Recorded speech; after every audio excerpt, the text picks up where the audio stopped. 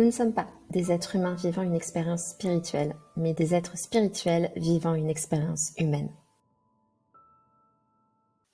Et salut YouTube, bienvenue dans cette nouvelle météo où je te décrypte les énergies de la prochaine pleine lune et ainsi te permettre d'en tirer parti pour tous tes projets, plutôt que de les subir. Mais d'abord, c'est quoi une pleine lune? Une pleine lune est une opposition Soleil-Lune. En l'occurrence, celle-ci aura lieu dans le signe du Scorpion, vendredi 5 mai 2023 à 19h34, heure de Paris. Le Soleil est entré en Taureau le 20 avril et il y restera jusqu'au 21 mai. Les dernières lunaisons ont permis de s'interroger concernant notre identité. Qu'est-ce que j'aime faire? Qu'est-ce qui me fait du bien à moi? Qu'est-ce qui m'est important? Qu'est-ce qui fait du sens pour moi? En quoi la personne que je suis avec mes talents peut contribuer à une plus grande échelle? Qu'est-ce que mon unicité peut apporter au monde?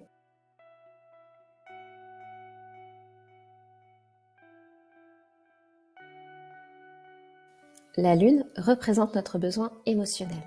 En Scorpion, elle a besoin de plonger au plus profond d'elle-même, car c'est en comprenant ses ondes qu'elle pourra rassurer sa peur et avancer. Pour révéler tout ton potentiel, tu dois prendre conscience de ta singularité, de toutes les particularités qui te font toi, afin de mettre en place une stratégie réaliste. J'espère que tu n'imagines pas que nous avons terminé, car autour de nous, il n'y a pas que le Soleil et la Lune. En Taureau, conjoint au Soleil, nous retrouvons Uranus qui représente ton originalité. Les deux ont une approche différente, car quand l'un cherche à déconstruire, l'autre souhaite bâtir. Pour autant, l'un ne va pas sans l'autre, alors le mieux à faire est de mettre en commun. Toujours en Taureau, nous trouvons aussi Mercure qui rétrograde depuis le 21 avril pour 3 semaines. Une occasion pour ralentir et se questionner sur nos valeurs, nos talents, notre besoin de sécurité. Mais aussi pour regarder avec honnêteté si l'on se permet de rêver en grand, genre vraiment en grand. Si l'on a confiance en soi pour trouver des solutions afin de rendre tout cela possible. Si oui, combien de temps je me dégage par jour pour œuvrer dans ce sens?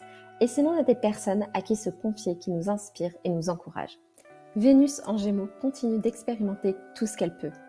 Pourtant, peut-être n'as-tu pas encore osé suivre cette énergie, alors laisse-moi te citer Roman Frécinet pour te convaincre qu'il est encore temps de passer à l'action.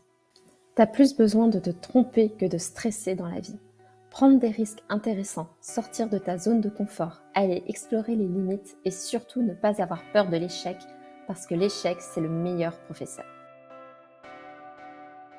Jupiter, qui représente ta puissance, est toujours en bélier et te rappelle que tu as toutes les cartes en main pour faire bouger les choses.